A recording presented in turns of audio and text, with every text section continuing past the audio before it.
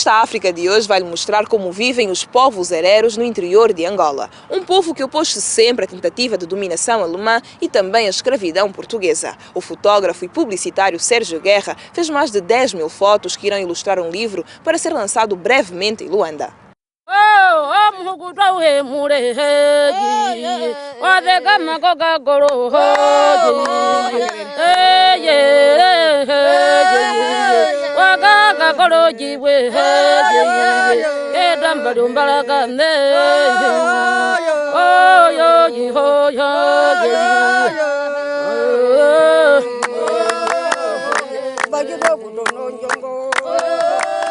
Esse livro, na verdade, ele surge com a ideia de um projeto maior, que é um documentário, uma série para televisão e um livro, com uma exposição também. É muito importante a gente conseguir transmitir mais isso para que as pessoas tenham a dimensão da diversidade étnica que existe nesse país. Eu venho do povo hereiro, porque sou mucubal, então é sempre muito interessante para que os jovens soubessem que, de fato, o povo hereiro existe geograficamente, existe também culturalmente.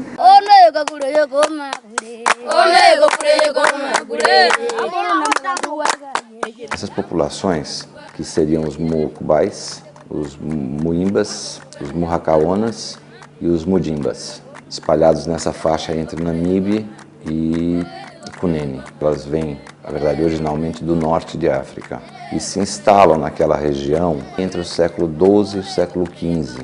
Os hereros são a raiz.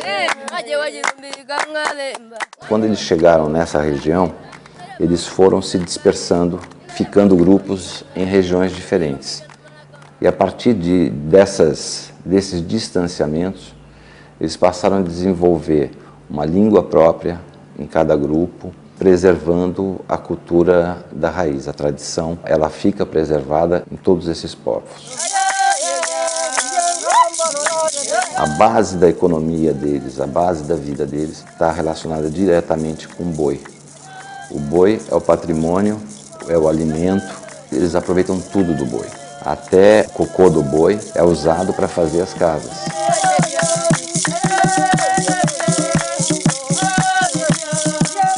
É uma população que vive da cultura pastoril. O próprio conceito de vida deles não permite que eles se aglomerem muito em função do pasto para o boi.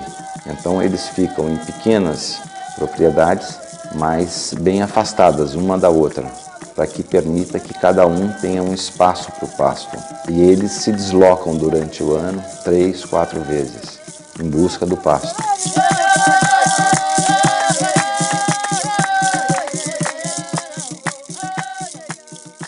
A característica desse povo que vive propriamente da pastorícia é que é um povo alegre. Normalmente então, tem sempre motivos para a celebração, desde o nascimento, a adolescência, o casamento, como a sociedade ocidental.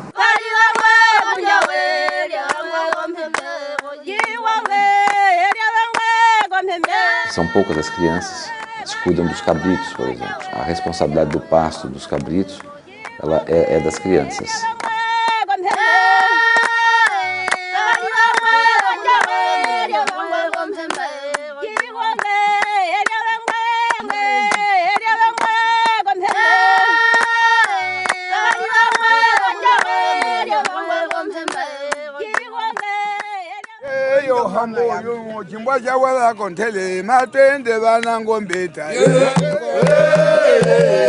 Tem o chefe da família, o patriarca, né? Depois tem as esposas dele. Então, normalmente ele tem 2, 3 esposas. Mas os filhos, e às vezes mais uma tia, sobrinho, mais alguns agregados ali.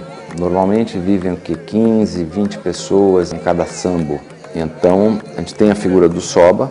O Soba é uma autoridade tradicional. Como essas distâncias são distâncias relativamente grandes para se percorrer a pé, o Soba ele funciona como o interlocutor do Estado para aquelas comunidades.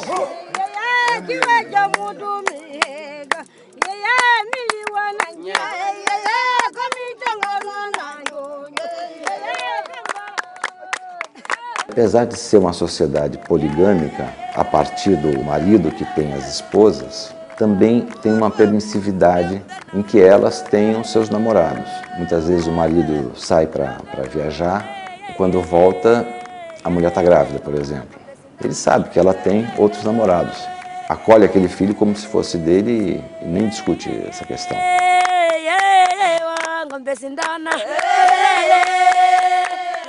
O casamento é feito e pode acontecer a menina com 2 anos, 3 anos de idade, 5 anos, 8, 10. São acertos de família.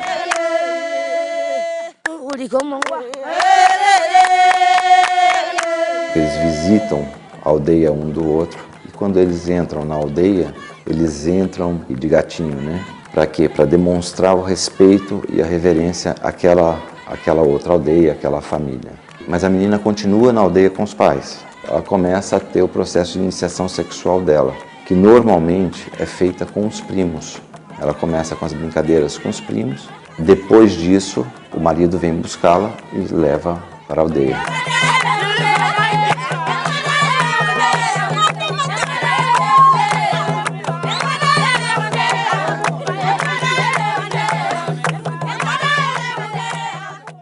Esse aqui é o processo da circuncisão.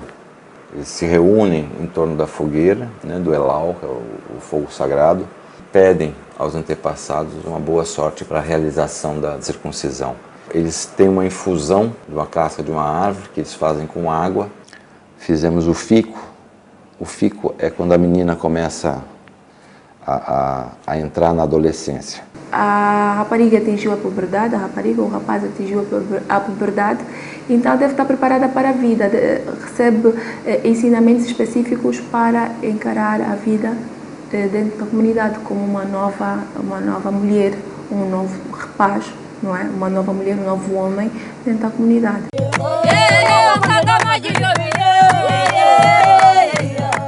É um ritual onde a menina foge para a mata e ela vai ser encontrada e trazida de volta para a aldeia pelos primos e é uma grande festa.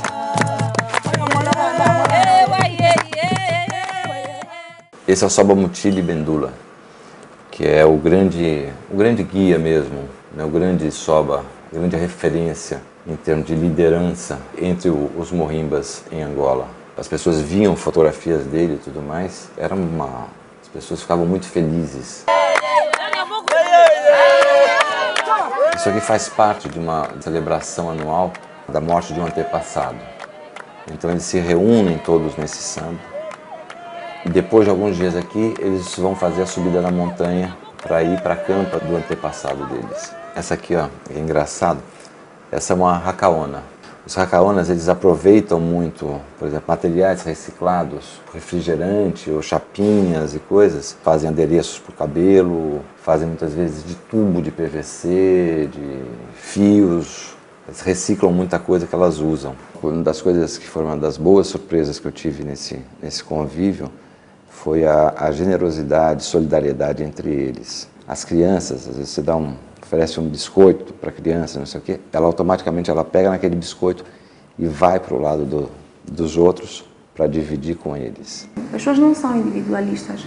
Sim, há bens específicos para determinadas famílias, porque o povo hereiro é um povo muito rico, dado as cabeças de gado, mas independentemente de ter riquezas específicas, mas em situações de necessidade, eles sabem repartir o pouco que têm com os que não têm.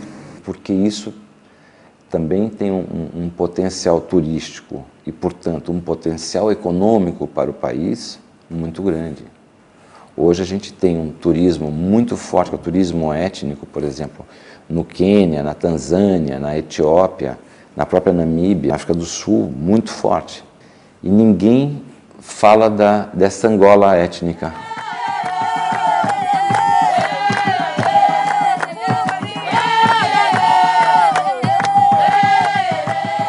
É uma mais-valia, porque faz com que os angolanos, principalmente a camada jovem, possa conhecer um pouquinho mais da nossa cultura, possa ter mais bagagens para poder falar com uma certa autonomia sobre a nossa cultura.